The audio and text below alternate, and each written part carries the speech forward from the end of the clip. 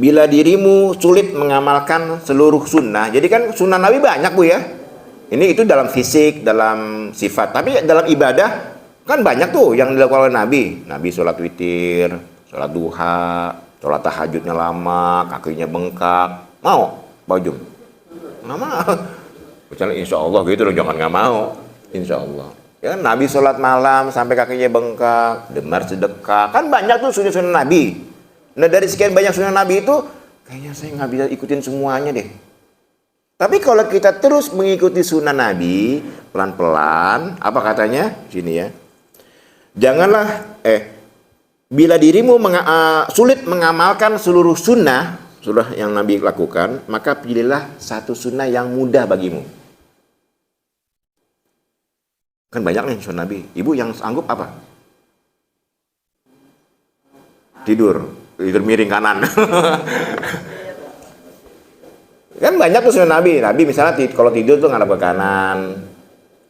Kayaknya itu deh bisa saya lakukan, orang tudung tidur. Ya nggak apa-apa, kalau itu memang gunanya niatnya untuk sunnah Nabi boleh. Tapi misalnya apa yang mudah-mudah? Nabi misalnya minumnya misalnya sambil duduk. Ibu kalau minum duduk mulu. Enak bener ya sunnah kayak gitu ya. Ya inilah yang dalam hal ibadah ya.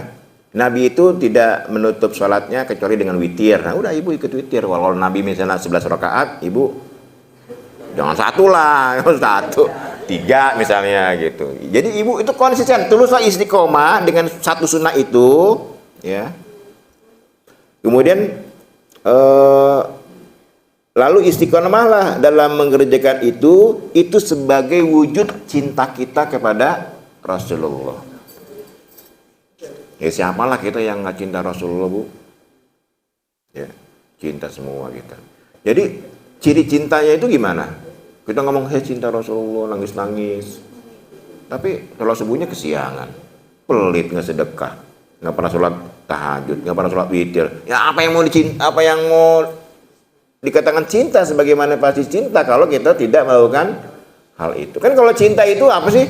Kita melakukan sesuatu yang orang yang kita cintai itu dilakukan kan gitu. Ibu misalnya dulu waktu pacaran sama bapak ya.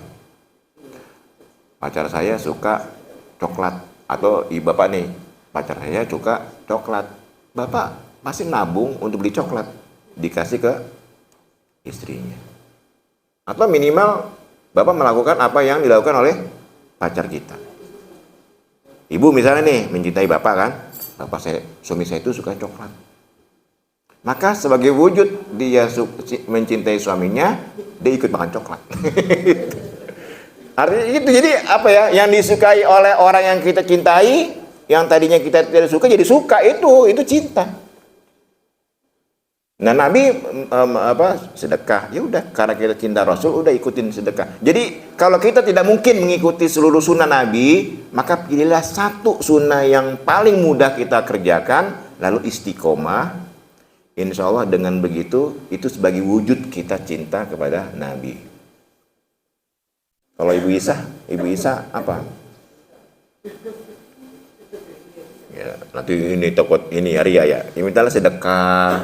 Saya pokoknya setiap subuh sedekah lah, walaupun cuma 1.000.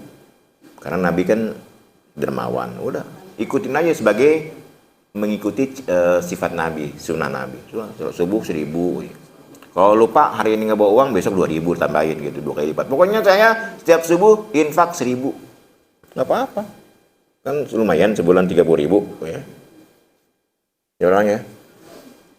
Saya pokoknya tidak pernah meninggalkan sholat witir. Walaupun 1 rakaat ya. Udah itu konsisten aja karena Nabi nggak pernah meninggalkan sholat witir. Ya, udah baik sebelum tidur ataupun setelah tidur boleh aja ya. Nggak usah tahajud ya, witir dulu dah pelan-pelan gitu. Satu yang paling ringan Pak. Ya. Nabi itu kalau bertemu dengan sahabatnya, assalamualaikum, ya udah, assalamualaikum. Udah itu aja yang paling gampang aja yang kita bisa. Kalau itu kita istiqomahkan, konsisten, kita lakukan, maka itu sebagai wujud cinta kita kepada Nabi. Ya, biar Nabi kenal kita, Pak, Bu. Biar Nabi kenal kita. Siapa kamu? Kata Nabi. Kan itu pertanyaan menyakitkan tuh di akhirat tuh. Kita ketemu dengan Rasul, kata Nabi, kamu siapa ya?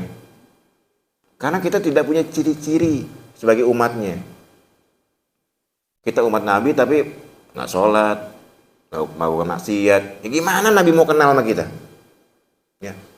Untuk dalam rangka Nabi mengenal kita, walaupun Nabi pasti tahu umatnya ya. Tapi ini aja kiasan saja. Agar Nabi lebih mengenal kita sebagai umatnya, pilihlah satu sunnah Nabi yang ringan menurut kita, yang kita lakukan secara konsisten.